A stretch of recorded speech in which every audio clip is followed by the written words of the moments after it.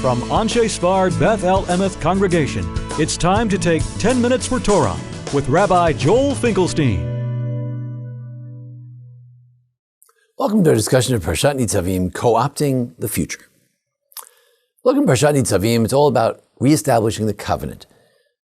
Moshe Rabbeinu and Kadosh Baruch Hu, Holy One, blessed be He, and Moses himself tried to reestablish the covenant as the Jews entered the land of Israel. As Rabbi Soloveitchik explains, it's one thing to have a covenant outside the land of Israel, but now to have a covenant of people in the land of Israel, it's a whole new idea. At the same time, it's that it builds on the previous covenant, obviously, of Avraham and of Moshe and of Avros Moav and Har Sinai. But the problem is that it says that this covenant is this covenant is with those who are standing here, right here with us right now, Moshe says, and also those who are not here. Those who are not here. How can you make a covenant with people who are not there? What authority do you have to make people who are not there accept your covenant? Or the deal that you want to make, that's for you. But that the other generations, the next generation has to accept something from the previous generation, why should it be so? In fact, historically, this question was asked to the Barbanel, the great Spanish exile, and they asked him actually in Aragon, when they were still in Aragon, was still in Spain, they asked him, I don't understand, how can you obligate someone in a covenant when he's not there? The question is further strengthened, says the Malbim, who lived in the 19th century. It's further strengthened by the notion that, mystically speaking, believe it or not, there's no connection between the soul of a father and the soul of a son, soul of a mother, the soul of a son. Now, I know we don't like to believe that. We like to think that my soul is connected to my son. It could be, just like when I meet somebody on the street, it could be that my soul is connected to that person and we're soul buddies, But sometimes you find that, your son or your daughter, they're not necessarily just like you. In fact, they have a completely different nitiyah, different inclination, because their soul is different. Just because you're related doesn't mean you brought them into this world, you're their biological parent, doesn't mean that their soul is also a child of your soul. Souls are different. So in that case, it's even worse. Just because your soul accepted the covenant at Sinai, how does that obligate your child's soul? This child's soul wasn't there. It's not. You're not the father of your child's soul. The soul comes from its own source. So we have even a bigger problem. So the first answer the Malbim gives, this Meir Leibish, this Malbim, this great authority from the 19th century, he says, look, the answer that everybody knows, and that is, like the famous expression, saw you at Sinai. All of our souls were at Sinai. We may not have been there physically, but our souls were there, so it's good enough. So therefore, this is not a covenant with people who are not there. They're there, not in the physical sense, they're there in the spiritual sense. All of our souls are there. They were there for this covenant.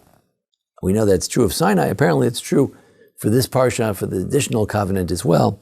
The covenant is with them as well. Or maybe the covenant at Sinai, the presence of the Jewish souls there was good enough for the later covenant as well. Good.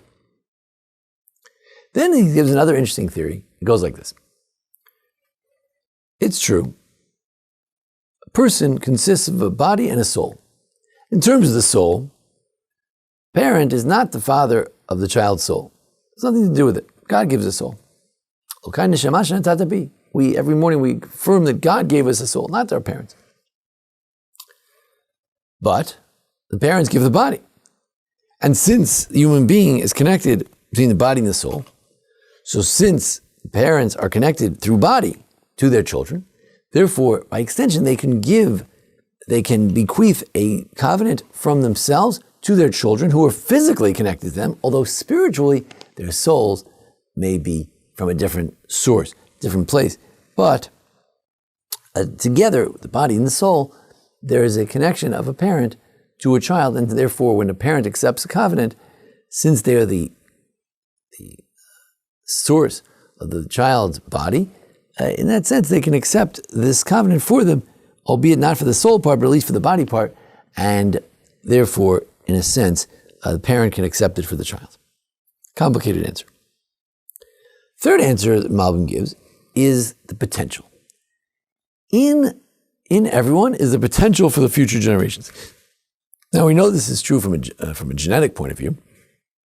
The genes that I have in me will be in my children, and 100 generations from now, some genes will still be there.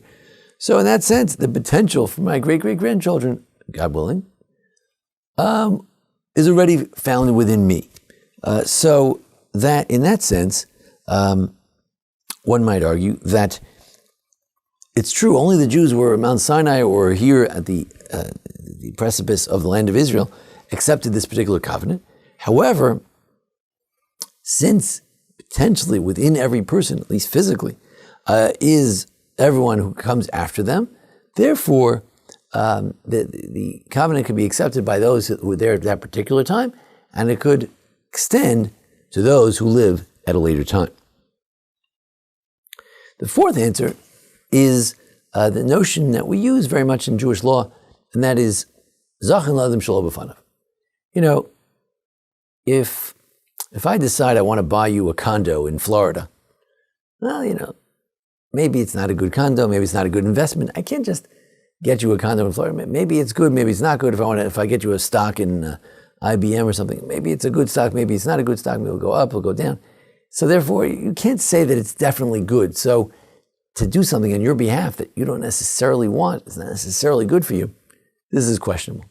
If I buy you a dog, and maybe you don't like dogs, maybe the dog's going to get wild, he's going to make an accident in the living room. I mean, a dog is not necessarily a positive thing. It could be, not necessarily. Then I can't do it for you without your consent. However, if something is clearly good for you, one might argue, for instance, that maybe being Jewish is good for you. Having $1 million, it's always good for you, right? There may be some disadvantages of having too much, but basically having $1 million or having $1,000 or $10, it's good for you. It's nice to have more money. So therefore, if I decide I'm picking up this $1 million, I'm giving it to you, I'm buying this lottery ticket for you.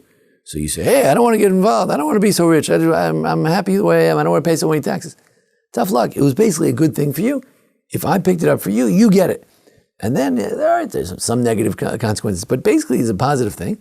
Anything that's basically positive, you can, Zachin L'Adam Shelo B'fanav, you can benefit for them without their knowledge. So since Torah is L'Tov Lach, Torah is good for you.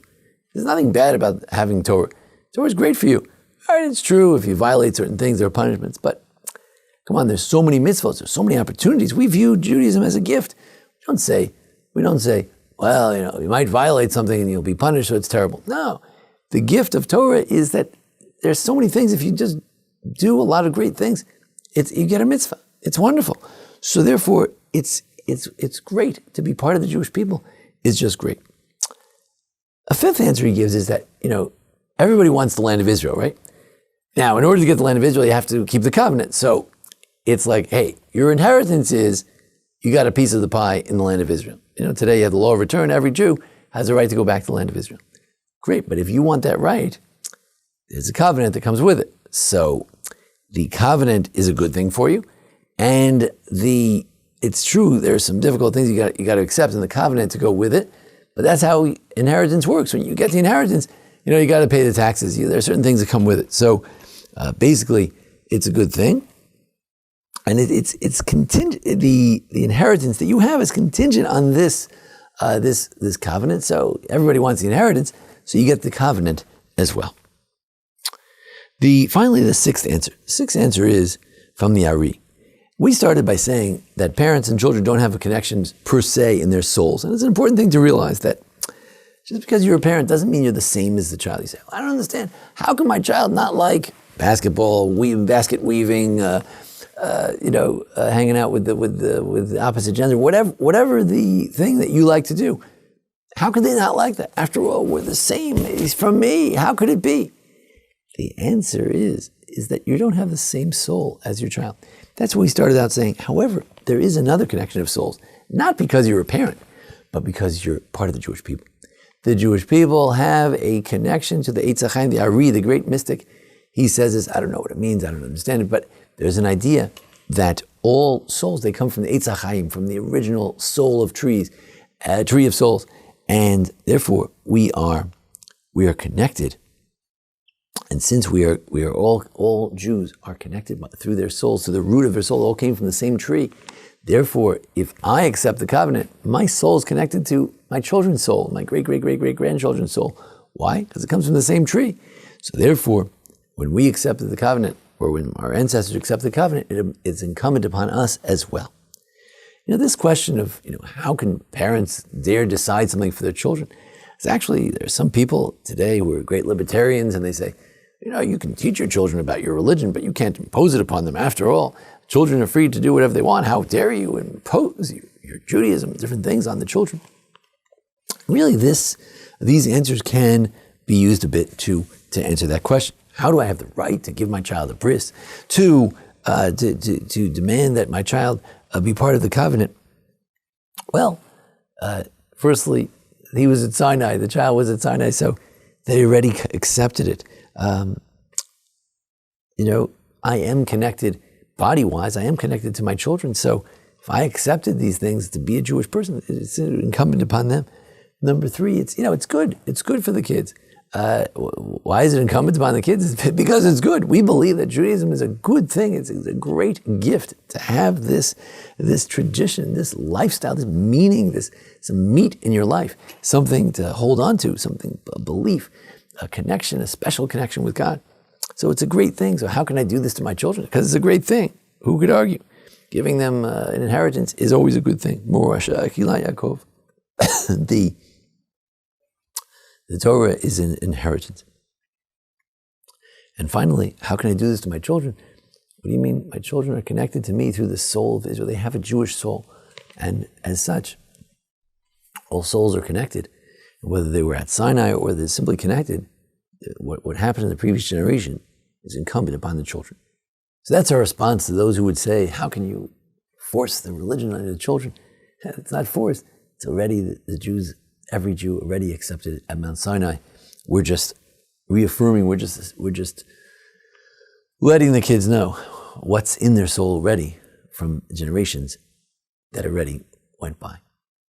Thank you for joining us here at the Andrei Sephard Beth El congregation for a discussion of the Parsha and the holidays. Thanks to Jason Lefkowitz, our producer. And we wish everyone Ktiva v'chatima tova. Everyone should be sealed and written in the book of life. Good things, health and happiness for one and all the students, all those who watch our videos, those who don't watch the videos, and those whose souls are connected to ours. We wish all of you, Shana Tova, a great year. This has been 10 Minutes for Torah with Rabbi Joel Finkelstein. To learn more, visit asb.org.